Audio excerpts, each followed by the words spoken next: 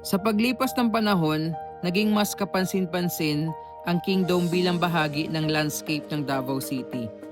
Matatagpuan ito sa loob ng KOJC compound malapit sa Francisco Bangoy International Airport at sa Philippine-Japan Friendship Highway area.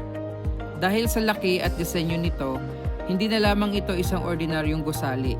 Isa na itong landmark na madaling makilala ng mga dumadaan sa lugar.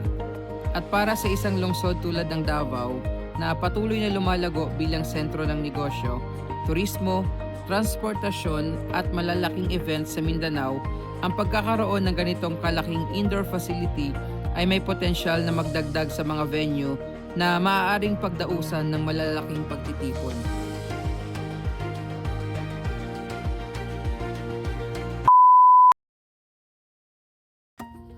Sa Davao City, unti-unting nabuo ang isang istrukturang mahirap hindi mapansin. Isang napakalaking dome na sa paglipas ng mga taon ay naging bahagi ng tanawin sa lungsod. At ngayon, matapos ang mahabang panahon ng konstruksyon at paghihintay, malapit na nitong buksan ang mga pintuan nito. Ito ang KJC King Dome, isang dambuhalang indoor facility na matatagpuan sa loob ng Kingdom of Jesus Christ sa bahagi ng Buhangin, Davao City. At sa darating na September 1, 2026, nakatakdang isagawa ang inaabangang pagbubukas nito. Pero ano nga ba ang King Dome? Bakit naging kapansin-pansin ang proyektong ito? At ano nga ba ang maaaring maging kahulugan ng pagbubukas nito para sa Davao City?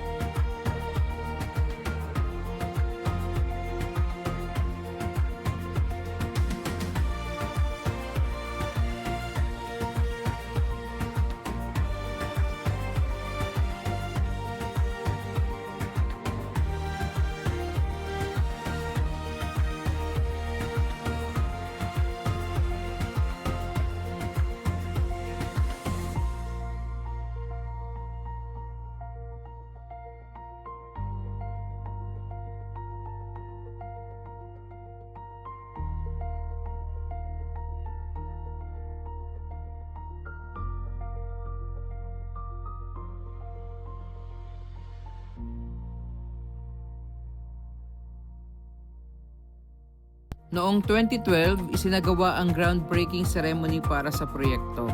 Sa mga unang plano, inilarawan ito bilang isang napakalaking indoor cathedral na kayang tumanggap ng libu-libong katao.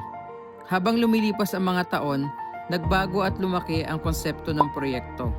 Mula sa unang planong humigit kumulang 50,000 kapasidad, umabot sa 75,000 ang ipinapakitang seating capacity ng kasalukuyang Kingdom. At dahil dito, naging isa ito sa pinakamalalaking indoor gathering facilities na itinayo sa bansa. Hindi lamang laki ang pinagtutuunan ng pansin.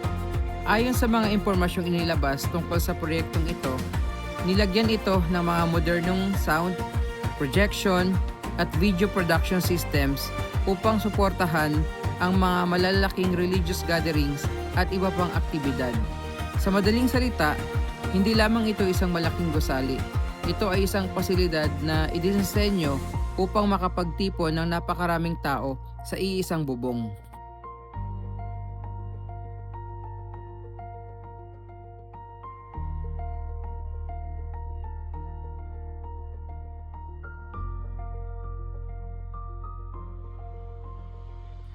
Sa paglipas ng panahon, naging mas kapansin-pansin ang Kingdom bilang bahagi ng landscape ng Davao City. Matatagpuan ito sa loob ng KOJC compound malapit sa Francisco Bangoy International Airport at sa Philippine-Japan Friendship Highway area. Dahil sa laki at disenyo nito, Hindi na lamang ito isang ordinaryong gusali. Isa na itong landmark na madaling makilala ng mga dumadaan sa lugar. At para sa isang lungsod tulad ng Davao na patuloy na lumalago bilang sentro ng negosyo, turismo, transportasyon at malalaking events sa Mindanao, ang pagkakaroon ng ganitong kalaking indoor facility ay may potensyal na magdagdag sa mga venue na maaaring pagdausan ng malalaking pagtitipon.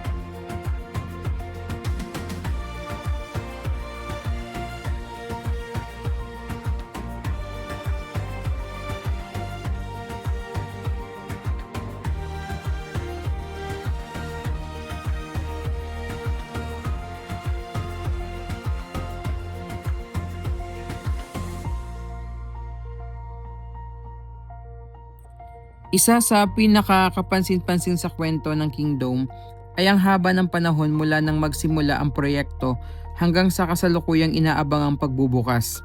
Taong 2012 nang isinagawa ang groundbreaking. Sa mga sumunod na taon, patuloy na nagkaroon ng mga update tungkol sa construction, interior works at development ng pasilidad. May mga naunang target na opening dates na hindi natuloy. Kaya para sa mga matagal nang sumusubaybay sa proyekto, ang September 1, 2026 ay hindi lamang basta isang petsa. Ito ay culmination ng mahigit isang dekadang paghihintay. At ngayon, habang papalapit ang araw ng pagbubukas, muling nabibigyan ng pansin ang malaking dome na matagal ng bahagi ng tanawin ng Davao City.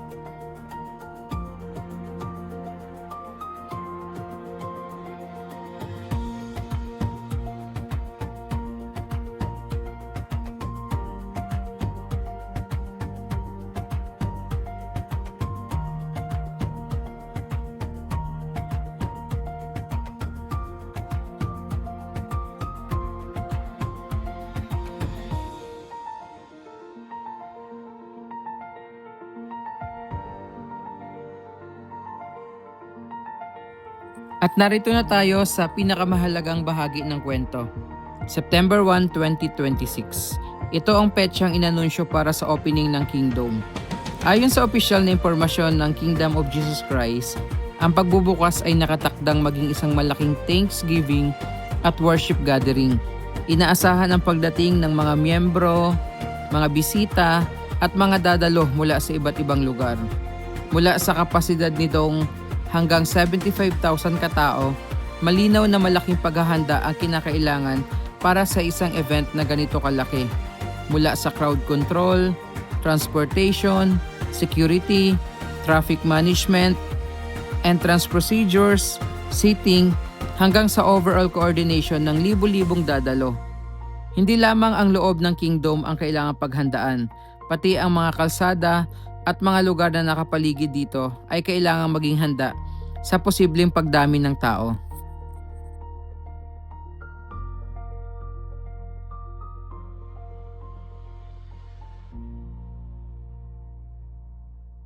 Para sa mga taga-suporta ng proyekto, ang pagbubukas ng Kingdom ay simbolo ng katuparan ng isang matagal ng pangarap. Isang malaking lugar kung saan maaaring magsama-sama ang kanilang komunidad. Isang gusaling itinayo hindi lamang para sa kasalukuyan, kundi para sa mga susunod pang malalaking pagtitipon. Samantala, para sa Davao City, ang Kingdom ay isang malaking istrukturang nagdadagdag sa visual identity ng lungsod. Isang lugar na kilala na sa malalaking infrastructure projects at mabilis na urban development. Isa itong bagong landmark na tiyak na pag-uusapan at pagmamasdan.